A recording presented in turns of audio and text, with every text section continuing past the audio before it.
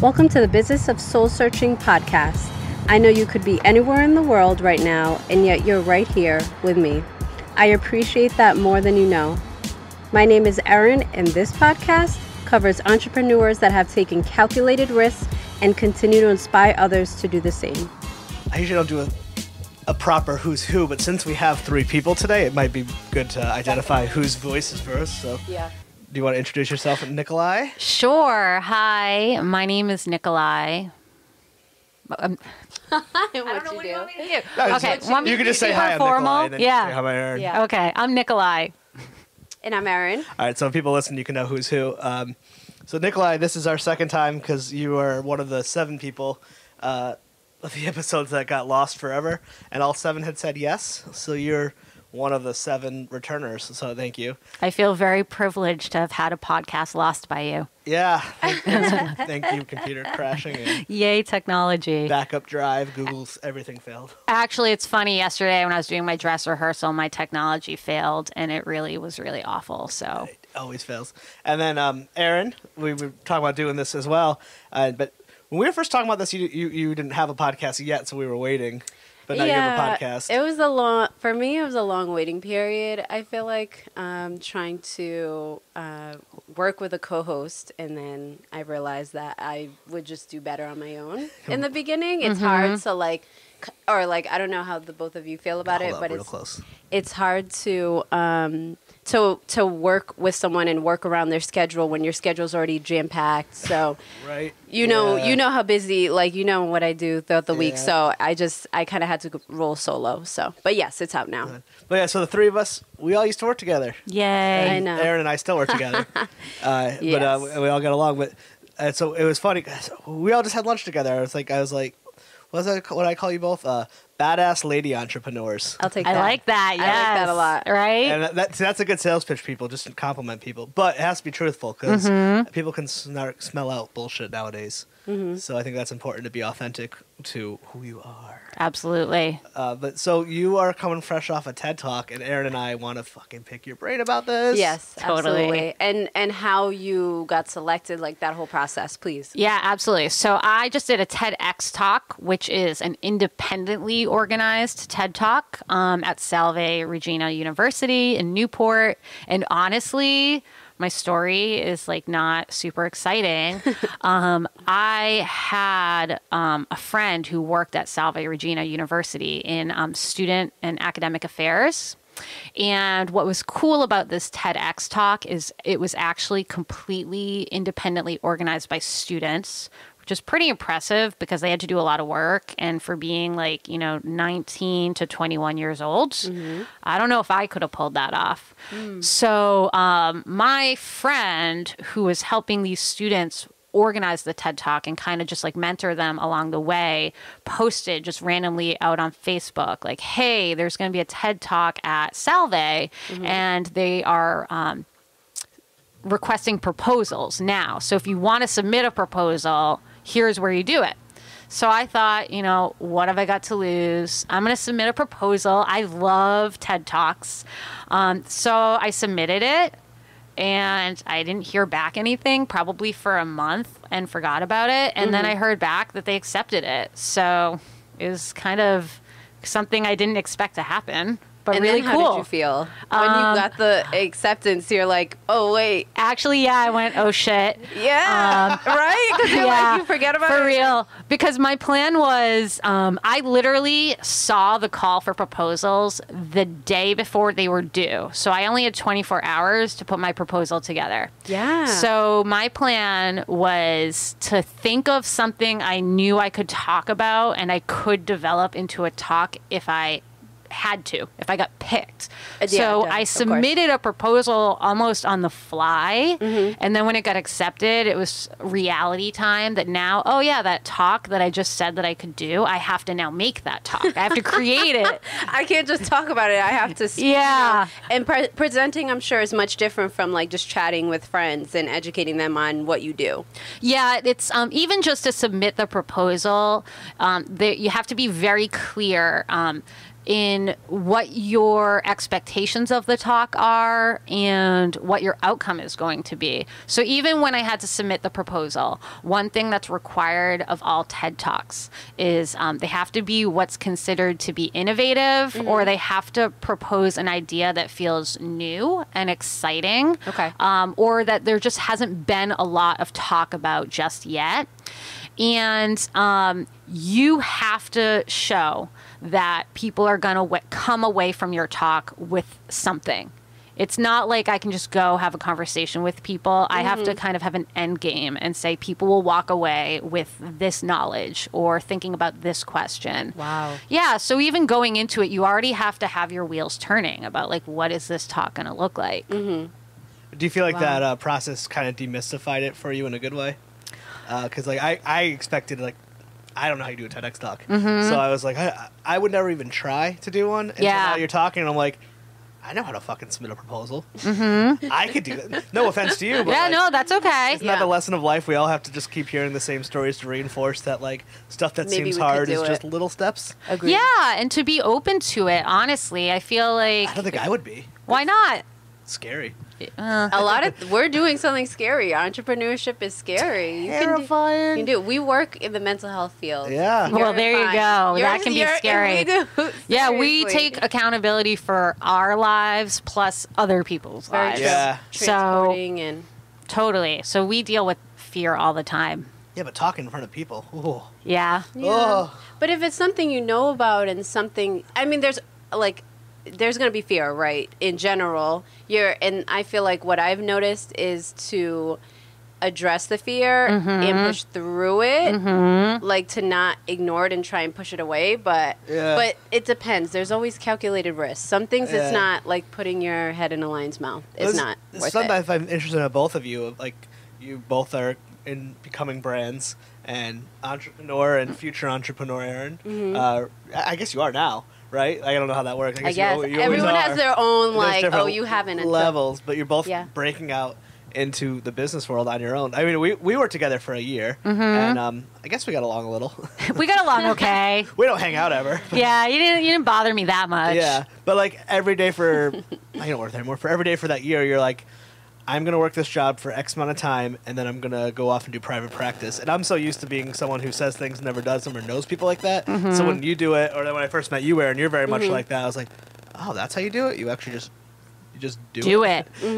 Literally. Yeah, I said I was going to work at my job for a year, and no word of a quit, lie, like- I quit on my year mark. Yeah, Actually, I quit like 2 weeks before my year mark because my last day was my year mark. yeah, and you did it. I did it. And then you guys have the more obstacles within society as well. Like, and there's less statistically. Did you ever read the stat? There's like, oh, fuck, I'm trying to remember it. It was like the amount of Fortune 500 companies of CEOs named James was like, I don't know, like 6%, and then the Fortune 500 companies that are women, it was like 0.00002%. Like the premise of the stat is there's more Fortune 500 CEOs with the name James than there are women.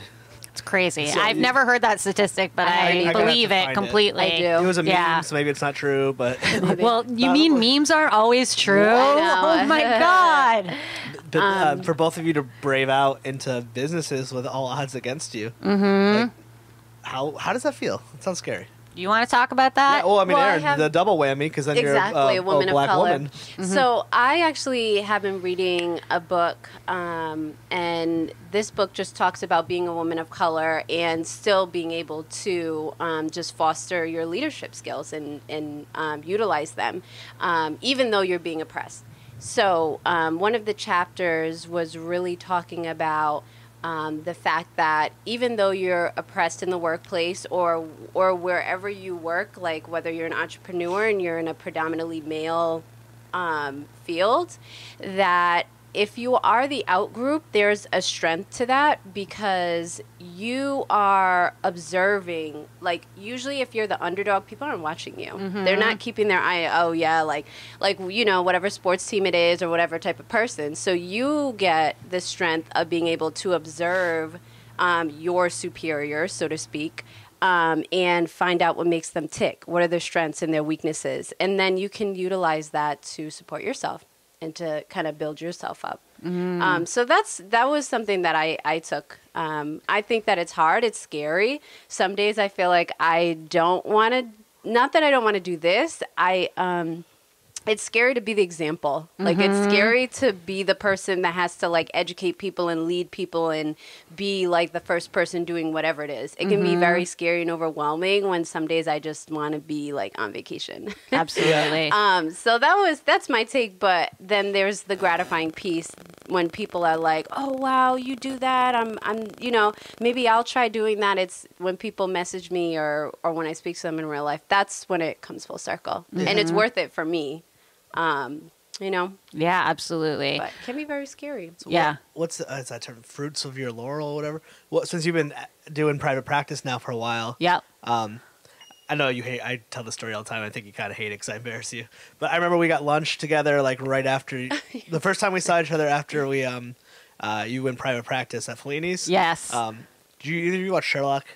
No. Nope. No. When you were watching, there's a good scene in the last episode of Sherlock where Moriarty, the villain, not that you're a villain, but he gets off a plane and he's in like a fresh suit and it's playing Queen's I Want to Be Free and he's got sunglasses and he just looks like such a fucking badass. But that's how I remember seeing you for the first time. You're like, your skin was glowing, you had like badass clothes, you had sunglasses.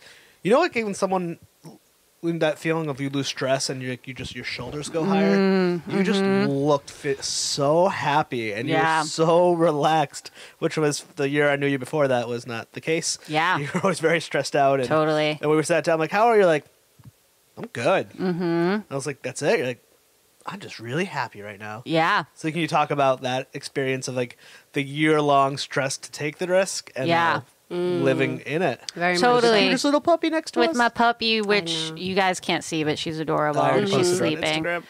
Yeah, post her on Instagram. So yeah, it was interesting. I feel personally that, you know, if we want to achieve whatever goals we set out for ourselves, a big part of that is just putting in hard work and knowing what you want your end game to be and taking steps to do that. So I was like completely exhausted and overworked for the year that we worked together because I was working, two jobs. Yeah. When I became a supervisor with us. Totally. So it's not even like you're just coming in, doing your clients, like taking care of your clients and then leaving, you're a supervisor. So yeah. So it's like I'm doing my day job where, you know, I got promoted, which I'm really thankful for and was a great opportunity, but more responsibility, having to deal with crisis. And at the same time, I was working fee for service, which is sort of like private practice, not exactly, but trying to get my feet wet just in that more one-on-one private practice setting. So I was working a lot. So no wonder why I was so tired and stressed out. But it was really nice because, you know, because I did that, I was able to quit my job. When I got promoted, I took like all the money that I got from my raise, and instead of spending it, I started banking it, and that gave me a safety net for when I did decide to quit my job. So I was taking a risk, but I also was thought out about it. I didn't just quit my job with no money and no plan. And I also figured out how many people I have to see to like make a sustainable income. So I was really thoughtful about it. You both kind of remind me of each other because you're both the type. I'm like, what do I do if I'm doing something like Saturday night? I'm like, I don't know, I'm gonna go out on YouTube and like, I'm gonna make my vision board. I did just make a vision board last month, a new one. You know what it is? I think one of my fears is stagnation. Like that transitional period, and I'm going through that now too, of being in or the way that I feel. I like my job. I'm glad that I feel like I fell in love with the mental health field a couple of years ago, but I'm also transitioning now into radio and entrepreneurship. So it's hard to hold on when you're like, I see my goal and I can almost taste it and I'm moving closer. But right now my 9 to 5 is not that. So but I feel like something that motivates me is moving forward and moving closer to my dream, because otherwise it's like, okay, I'm going to work a job or live a life that I'm not completely in love with. And I see other people that are in love with their job and their work and their purpose. So that's why I think I spend so much time on And it can be It excites frustrating. me. It can be frustrating when you're in that place, I think, where Totally. you can see it. Yeah, It's but almost worse. You're not there. It is. Right? Because you can taste exactly, it. yeah. But you're still living your old life because you need to, because we're adults who have responsibilities and need jobs, right? Yeah. We can't just quit our jobs. I mean, maybe we could, but Yeah. I No, I wouldn't do can't. it. Yeah. That's the thing. I wouldn't do well with that. I'd freak I out know, because, some I'm people- so me too. type A. Yeah. I agree, yeah.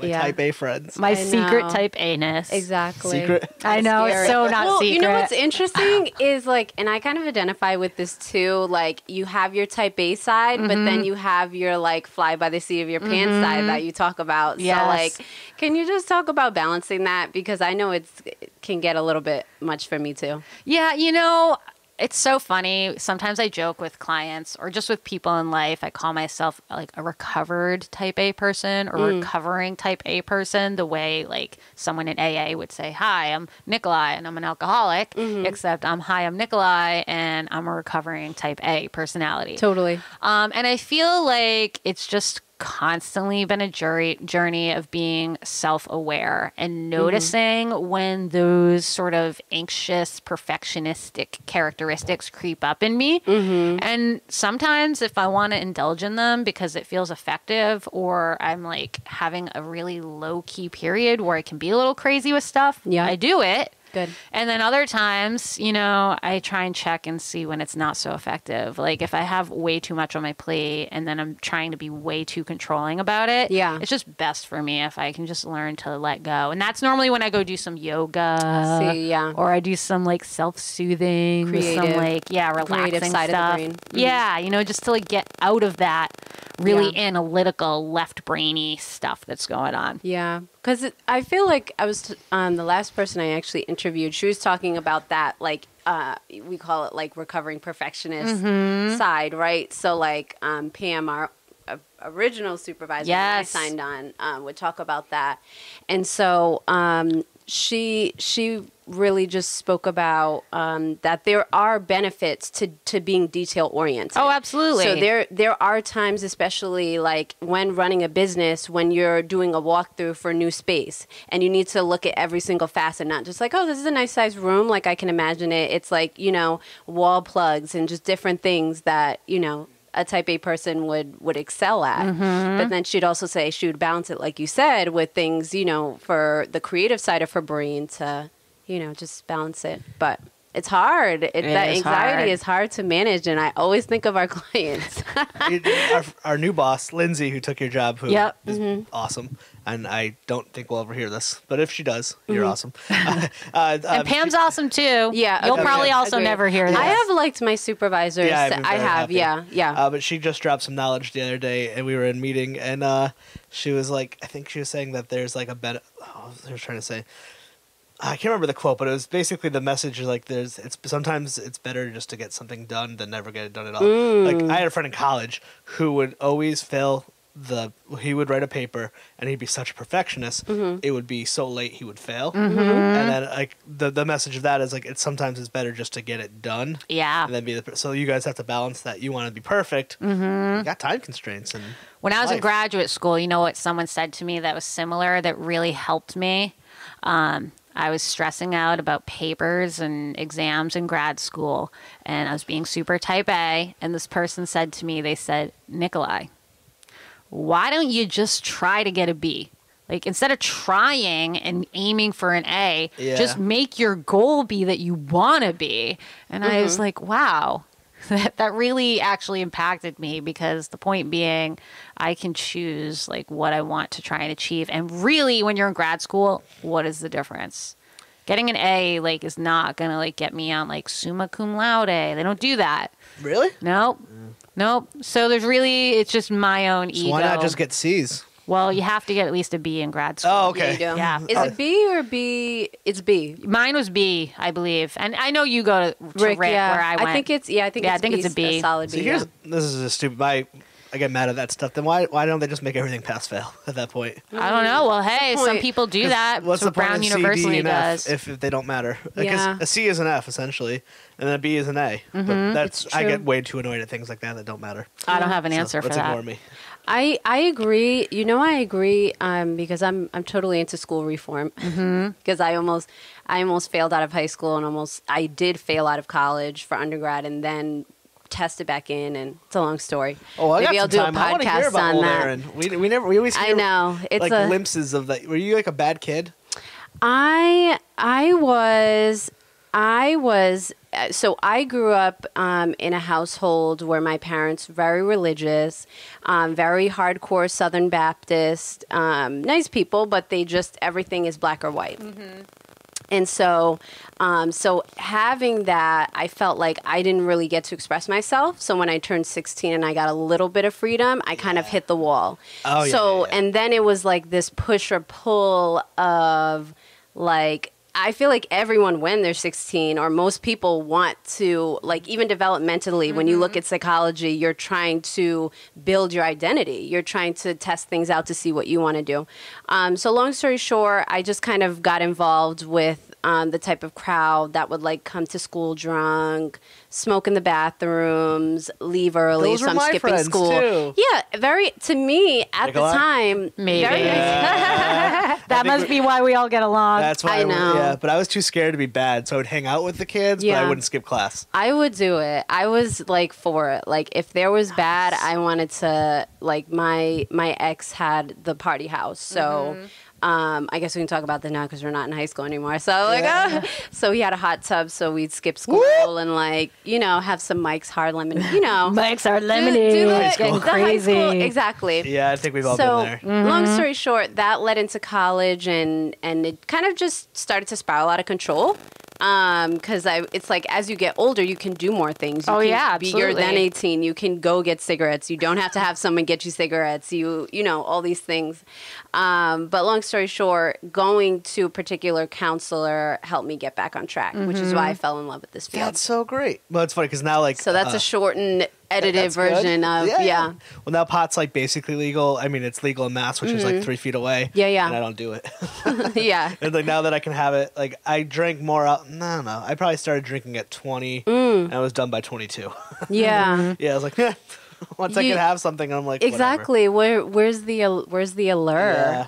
I think that's funny. huge. But yeah, it was a mix of like school and you know my guidance counselor seeing me crashing and burning, and then like seeing I'm not interested in college and just not calling me down to the office. And I'm like, all right, you're like avoiding, you know. So I have this huge school reform. Hopefully, I'll write a book someday. You will. But there's a lot of complexities in that. But that's kind of my. I mean, you were clearly a bright shit. kid. You just weren't being challenged or And looking for the that's the thing. boundaries. Well, I think for my sister and I, my sister and I would like leave class. Like sometimes in children, you see they're kind of avoidant because they're so like they're past where their class is, so they're learning things and they get bored. So my sister and I would like leave the class and be distracted and stuff. But yeah, I was bright, but it took me a while, and that's why I encourage people. Oh, I'm sorry, I got off. I'm like, why did I start talking about this? So That's what I like. my thing is, I think this ABC world that we live in, and this SAT world, and this test to then be able to potentially get your license is really, really holding back people that are super intelligent. But we all should know in 2017 that people learn in a different way. Oh, yeah. So there's certain ways that there's certain things that you excel at that I would do poorly at. There's certain ways to test me that I would do well, and so I that's why I like when you said that, it reminded me. I'm like, you know, we're still testing in this static way that's not really appropriate from children all the way up to like our age. And so I hate that it's so like you have to get an A. Like I get A's now because I believe in myself, but the A is really meaningless to Yeah. me. The A, what that means to me is I almost failed out of high school and never would have gotten anywhere, never would have gotten a job. I don't know where I'd be. I can do this, and that's what I share with other people. It's not like you should get an A. It's you should go for something that you want to do and kill it. Yeah, So absolutely. that's kind of my thing with still in school. Fuck I love it. I hate school so much. It's a lot. I just don't like how they grade people, and then people feel like, oh, I got a C, so I'm not smart. And it's like, well, maybe in that subject, it's not Yeah. your strong point, or the way the teacher's teaching.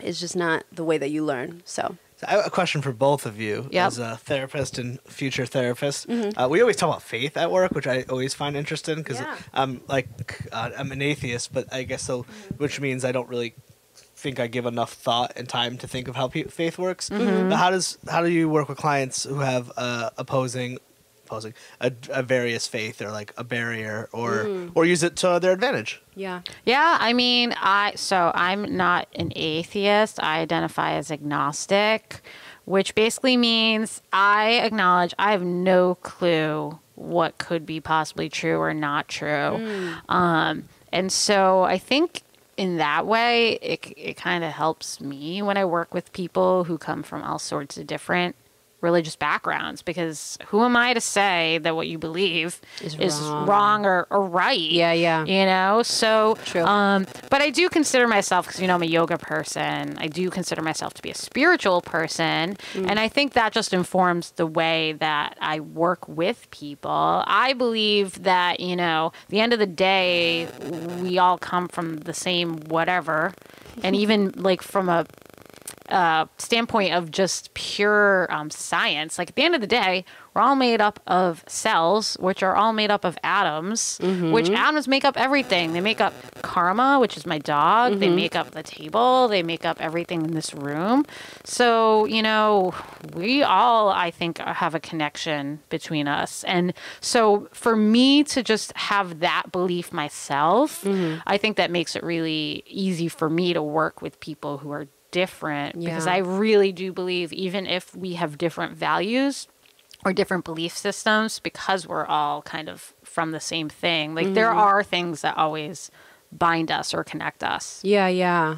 I hear you on that. My response would be, when you said that, I thought of when I worked residential for Symmetry. There's one person stands out, and he was the type of person where he didn't believe in anything, but it was like, nothing's going to help me. I'm going to keep ruining my life. Do you know what I mean? So I think with him, it was really tough for me to find a common ground not that I sit there and talk about spirituality with someone like that's all I know how to talk about. It's really about them and what's helping them. But if he doesn't believe that anything can assist him in his recovery, it's hard to make anything out of that. But that's a separate case. I think for me, I'm pretty open. I've switched to a lot of different things. Like I grew up Baptist, and then I left the church, and now for me it's more spirituality versus like religion, because I have kind of issues with the religion. Like there's some things I agree with, some things that I don't. So I'm still figuring that out. And I think when people watch the Business or listen to the Business of Soul Searching podcast, they'll see me kind of, sometimes I'll tease it out, but it depends. I'm whatever helps someone recover or get better or feel good, I'm happy with, as long as it's not like disrespecting me personally, I guess. And it's helpful to you. I totally support it. One thing I remember, we talked about this at work one day, but like, is it like the Baptist community? I hope that you get to this. Yeah, that's what I was trying to get to without getting direct. But like, so you were telling me, you were just dropping like truth bombs on me. I didn't know about any of this stuff. And that's kind of the purpose of my podcast. I'm starting to come out. So I used to be a very secretive, and I didn't trust anyone with any of my stuff. Yeah. But I realized that's not helping me progress. So. Yeah. Can you tell? So basically, I'll let you say it. But it was like, so like people in Baptist, right? Baptist I think I know what you're getting at. So here's the thing. So did you know about this stuff? Because when she I'm sure gonna work learn. because me and Aaron would end up talking. I used to talk and Tanya would end up at talking work. about this stuff. We're working. I mean, we're working about stuff. Over lunch break, obviously, is when all these conversations I used to are talk to happening. Tanya about this stuff all the time too. And Totally. I'm just like, I just want to. When I don't know something, I just want to learn and hear. Observe it. I mean, just like absorb it. So for me, growing up, so I was telling you all, definitely hardcore Christian Baptist. Down south is really, really intense. For people that know the South, obviously there's a church on every corner, so they're like, But anyways, so my thing when I started in this field, my mom kind of was just trying to understand, like, therapy, even though I've been to family counselors and other counselors before I met my counselor that got me on track. So she knows what therapy is, but she was just trying to understand from a religious background why you wouldn't take that to God. So for her and I, we kind of had to really, like, I had to introduce this to her little by little, because for her, it's just like, you know, my therapy is talking to God. So when I bring things, when I have issues, I bring it to God. I don't bring it to a person. And that even translates a lot to the Black community in culture, because there's a lot of times people don't believe another person can help them. They feel like if I go to you for counseling, I'm disrespecting my religion. I'm telling God I need to bring another person into my life, and you're not good enough. So everyone kind of has their different perceptions with that. And that's another thing that kind of gears me towards spirituality, because I can't get caught up in that. I know what's worked for me, and counseling has worked for me. I also pray. I also meditate.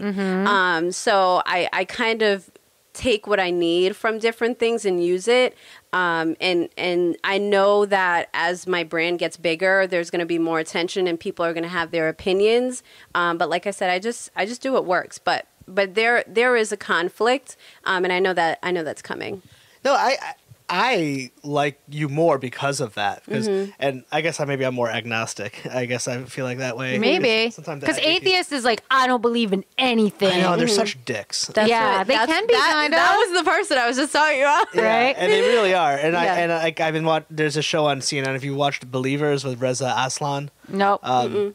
You've watched so many things that I haven't watched. I told you I got rid of cable, so nice. If it's not streaming and I don't have that app, then I don't watch it. That's what I do. Type him into iTunes. Yep. He's a religious scholar. He's from Iran, and he just fascinating story. And but I mean, the way he talks about religion is just fascinated, because he's not talking about like Christianity, Scientology, or whatever. Yep. He looks back at religion from like the earliest inceptions. Like, so this is a quote from him. There's an earliest inception they think of, we find in early caveman faith, is there's some evidence to believe there's a little doll that cave people used to call out of what like a fat naked woman.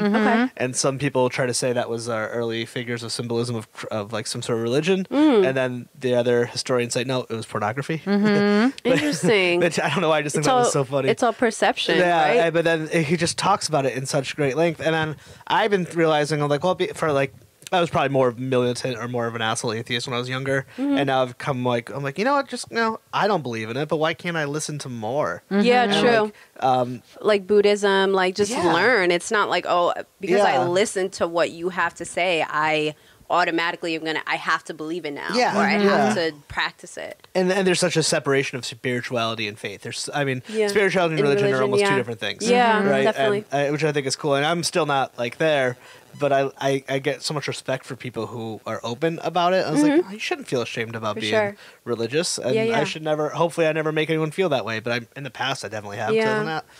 We're all growing, contradicting human beings, right? Like, true. Conversation at me 10 years ago at 22 is different than 32. Much different. Hopefully, but right? I think working in the mental health field helped me figure that out, because there is, even with sobriety, there's so many different versions of it. And then I was just like, well, then I just generalize it as recovery. We're all recovering. We're all from trying to from childhood experiences and just like dating, whatever it was, we're all recovering. So we all heal in a different way. And I guess there's like the statistics you see like within mental health treatment, there's just not a large, there's not a lot of, I hate that. It sounds so weird. Large minority. Yeah. Population. That reminded me of weird too. Oh, that Louis C.K. bit. Have you ever heard that? No. Louis C.K. has this whole bit is like, by like 2040, white will be the minority in America. It is Louis C.K.'s bit, so it's louder. He's like, only in America could the minority be the majority. Yeah. So he's like, you can see white guys walking around like as though we're in Africa. Yeah. Whoa, look at all these minorities. I know. That is funny. Just like, it's so funny. But and then I never realized there's that. I know that's big with big in the South. There's a connection to like a high level of HIV is directed to the homophobia in the church, which leads to the down low with like black men who have sex with men but don't identify as homosexual. That makes sense. I never checked the stats. I was connecting that to mental health therapy. Like, that must keep so many people out of mental health. Like, totally. And going back to what I was talking about, it's so hard. Like, I had no I was like afraid to see a therapist as an adult. Yeah, and yeah. I had no stigma around it. Yeah. And imagine actually being raised to believe it's bad. Definitely. Mm-hmm. It's like, it's just, it's really like the media is saying that it's really not for us. Like, when you see like these shows, do you see Black people going to counselors? It's true, you don't. Do you know what I mean? Like, if I'm you trying think to of pick any my show- brain if Me I've ever too. seen I a was just- show or a person of color. Have you done it? Have there been a lot of diversity within mental health? Like people I've practiced with. I mean, I've definitely had clients of like all different races, Good. sexual orientations. But Good. yeah, I see a lot of mostly white women, Yeah, which I think yeah. are like most of the people who go to therapy. Because Yeah. I think even But now you're men. in private practice where I feel that, and same with anyone, I feel you're just going to attract a certain type of person, and you're like a holistic yoga Totally, mindful yep. person, and I think you would attract people. You're going to attract the energy, like you said, That that you you're give going to off. put out. Very Absolutely. And Yeah. I think like part of doing therapy is you end up working with the kinds of clients that are just a good fit for you. Exactly. Like And you vice have versa. the knowledge that they need, and that's what draws them to Yeah. you. You know, they can pick up. Chris and I were talking a little bit before the podcast about authenticity and how important it is to be authentically yourself, Agreed. even as a therapist, Yep. and the way we sort of market ourselves or just go about the world. And so I think, yeah, like I'm a 32, almost 33-year-old white woman into holistic stuff. Big surprise. Like I attract a lot of like white women who are in their like mid 20s to Yeah. late 30s Yep, who are yep. interested in holistic stuff, but also who are very like grounded and want to be successful in life and don't want to go too far into the what I call woo-woo world. Like they want to balance I know. their holistic 'cause I know practices you, yeah. with living life in our culture. Yeah. Is that like you were telling me about that? Well, that book you were saying earlier in that book you're reading about how coworker people who are mentors seek out who they see themselves in. So I imagine as a therapist, a private practice therapist, when you get to kind of pick your clients or they get to pick you, that must be the same thing. I would imagine your client base is going to look different from Nikolai because Probably. you're different people. But also, I feel like something with me, though, so I am an African-American woman, but I grew up in the suburbs. I was Yeah. one of the only people of color in my town. So in some ways, I do relate to white women. Oh Like, yeah, I do. absolutely. I Your can actual really sit in- experiences. Yeah, I can Exactly. see that. And like, so I think that, and then on the other side, so Black women, there are some that I've come across that just feel like that they just don't want to mess with me, or like they just don't want to like network with me because they're like, I feel like you're putting on a show, you don't really sound Black, you don't, you know, so there's going to be people that don't relate to me, that don't relate, you know, to this type of like, not that I'm like Michelle Obama, but that type of, you know, personality. They're Yeah. like, okay, she seems like a nice person, but she didn't grow up in the same hood that I grew up in, so I'm not comfortable. So I think definitely I envision myself to attract people like me, but not necessarily always looking like me. Absolutely. We which will probably be have interesting. other things in common and similar Definitely. values and life experiences. Agreed. You're making me think of, I used to work at Brown University before I was a therapist, and I was in fundraising. And right after I got hired, literally, like I showed up to work on the first day, and they said, hey, bad news. Our department was completely I love this restructured. And that job that you got, well, you're not fired. You still have a job, but it's Yep. not the job that you got hired for Yeah. at all. I Yep, couldn't even yep. remember what I got hired for. And then they split me basically in between two different departments. And one was your stereotypical alumni relations, fundraising kind of job, and marketing. And then the other program that I worked on was this what they called at Brown, the Alumni of Color Initiative. And so it was all the alumni groups at Brown who wanted to fundraise for scholarships for people of color and for resources that served people of that community. So it was really interesting for me because I got to work with a lot of different people who had a lot of different experiences from all different, you know, races and backgrounds. And one thing I learned, basically, end point, is that identity is actually such a complicated thing. For sure. Yes. And there's so many layers to it, you know, and your racial identity is definitely a part of who you are. But there's also, you know, your economic identity, or, you know, how you grew up at home in terms of like education levels. Were you a first generation college student? You come from a really highly educated family. Agreed. For people of color, but I don't even think this just applies to people of color. It's like, what is your race, but also what is your kind of ethnic background, and where do you hail from originally? Were you born here? Family, Were you born in another country? Because, you know, being Black or African American and being born in the States is not exactly the same as like being Black or African American and coming from the Caribbean or your from parents. Africa. Exactly. You know, I know it's very different, and I didn't know that until a couple years ago, which is sad. But not really. I just wasn't exposed to it. But I agree. But something that I realized that with people, a benefit of growing up around a different culture is that I realized that what we focus on magnifies. So if I grew up in a town with people that it's predominantly white, and I focus on they're white, I'm Black, I'm going to vote. That's going to magnify. That is the only thing that I'm going to see, as opposed to, okay, we're different races, but I mean, so, okay, I like this type of music. This person likes this type of music. We hate this type of teacher. We like, you know, whatever. bring it back to the teachers. We do like politics. So I think like a lot of times, or at least where my platform's coming from, is that, you know, let's find something like common ground. Like we're talking about the Women's March that happened in January. I think a lot of that is what's important, or something I pulled from it, is that there's different people, but respecting how that person is different from you. Don't just say, oh, we're all the same. Oh, Because absolutely. That's not, you know, that's not real.